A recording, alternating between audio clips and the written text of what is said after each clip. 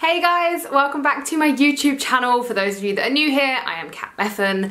For those of you that are here every week, hello and welcome back. So, as you all have seen from the title of today's video, I am talking about my biggest challenge yet. So this is probably the biggest challenge that I have ever kind of tried to do, and it has nothing to do with yoga, and it has nothing to do with fitness, and it has nothing to do with my diet.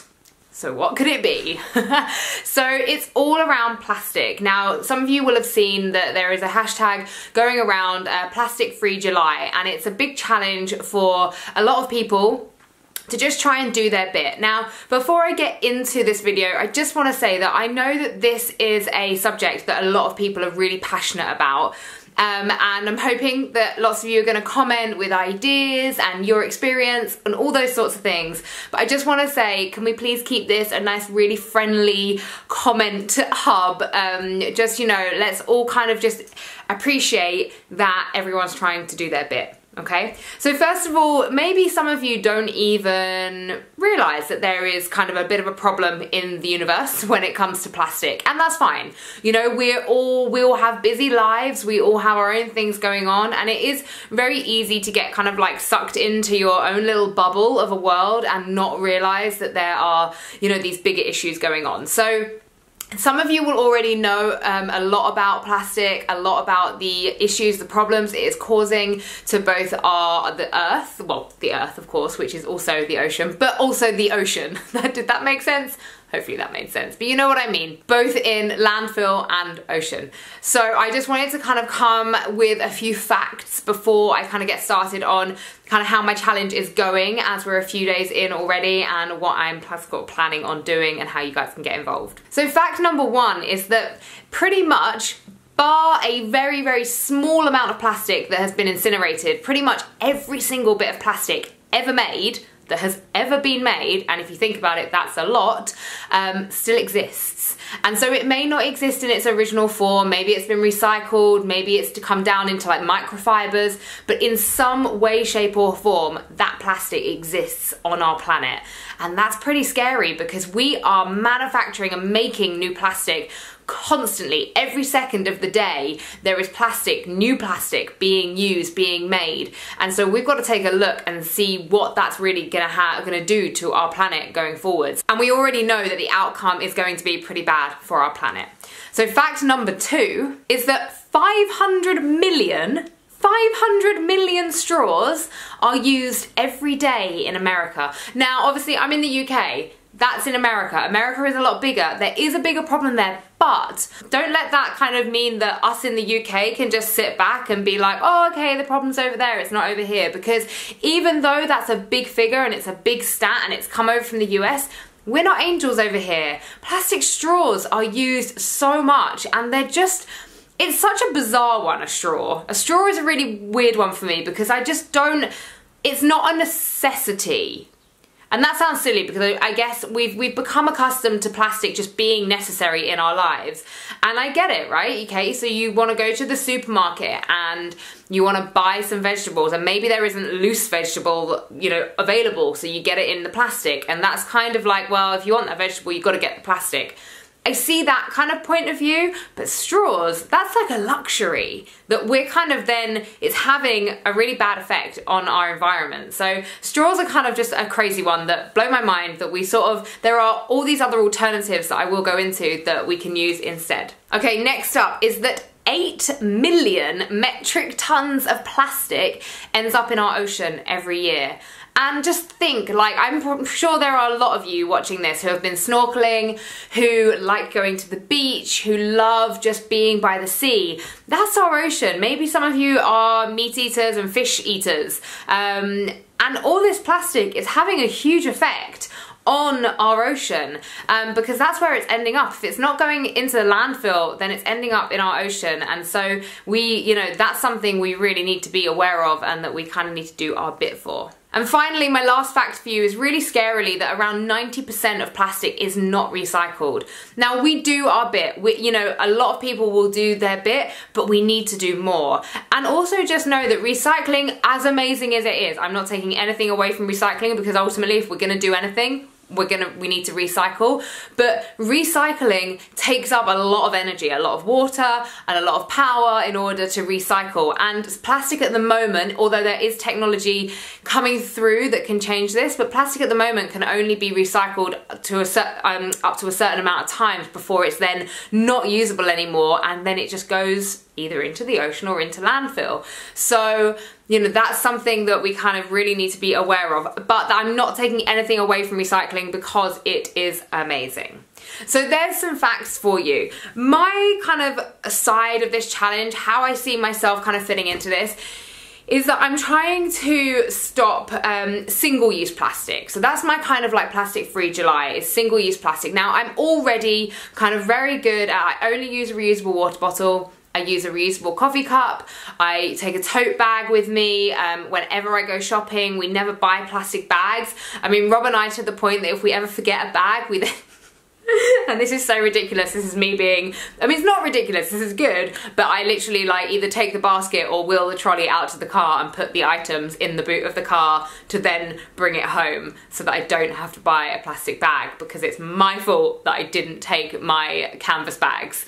So they're kind of things that I'm doing. Straws I don't use anyway. I have a metal straw at home that I use if I'm having like a thick smoothie and I want to have a straw for it. There are lots of other alternatives. But one of the things for me that I found the hardest, and so I wanted to film this video a few days in because I kind of wanted to have had struggles already. One of the hardest ones is food. So we have a local market, but it's once a week. So I've kind of, last Friday, I got my fruit and veg, but obviously that only lasts me a few days. And then normally when I go to the supermarket, it's fine because there's loose veg and I don't need a little plastic bag or anything like that.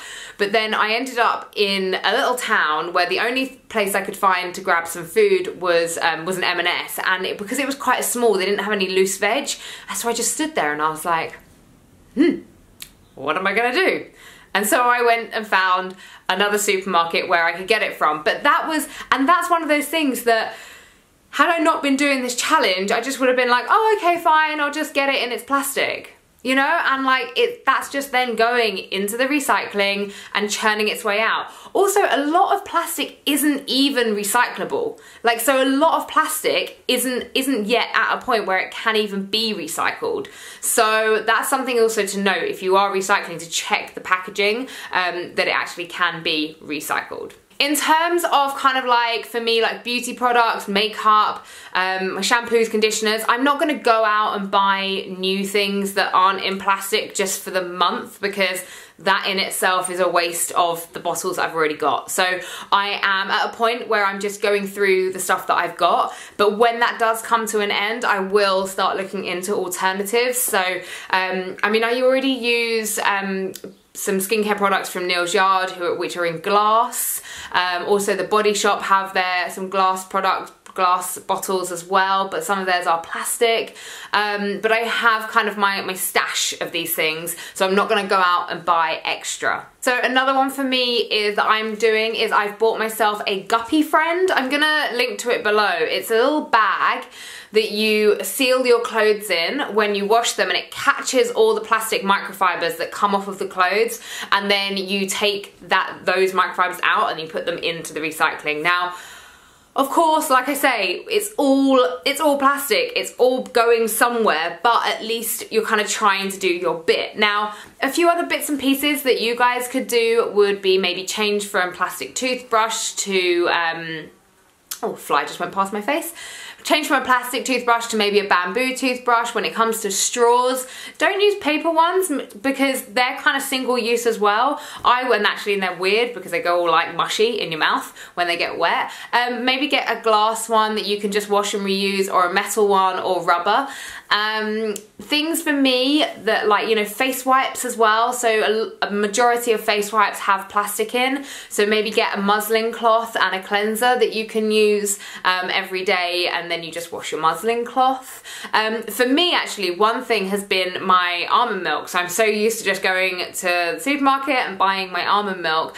And I have quite a big stash because we go through it quite quickly. But obviously, even though they're in cardboard containers, they have a plastic little lid on them. And so now when I get to the end of that stash, I'm like, what am I gonna do?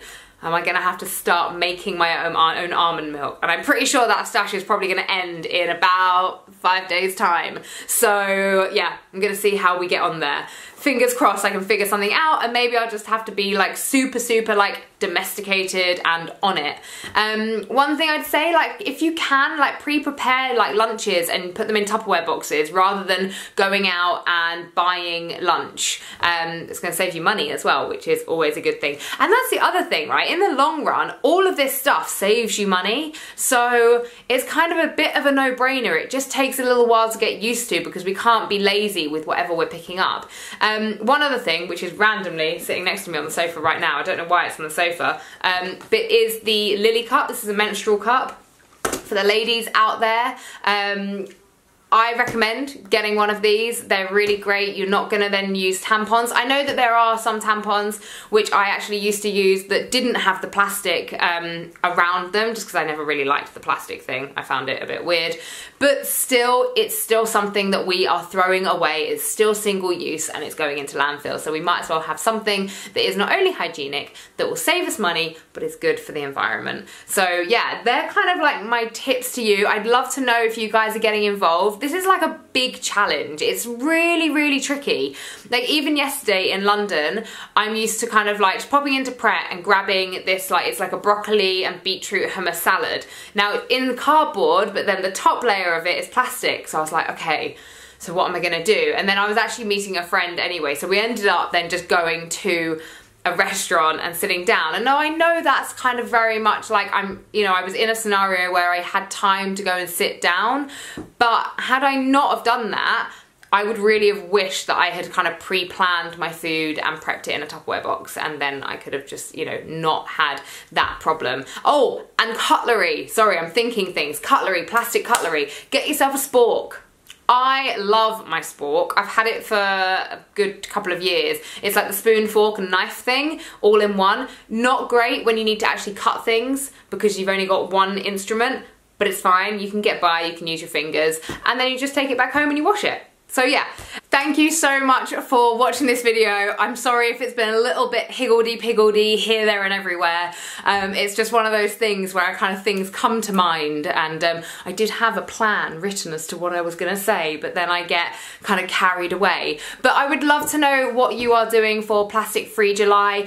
Don't be scared off by the plastic free thing, because if we all just do a little bit and we work on it and we build on it, day by day, just kind of like removing one thing and bringing in something that is reusable, then in time we can really make a difference. So, I'm not being super harsh on myself if I get into a situation where I'm like, oh, I need to do this or that, but I'm just trying to make the best choices that I possibly can for our environment. I'm really cutting down that single-use plastic. So yeah, comment below, let me know if you're gonna get involved. Maybe you're just gonna get involved for a week. That would be awesome. So yeah, just try and do your bit. Thank you so much for watching, and I will see you again soon. Bye-bye.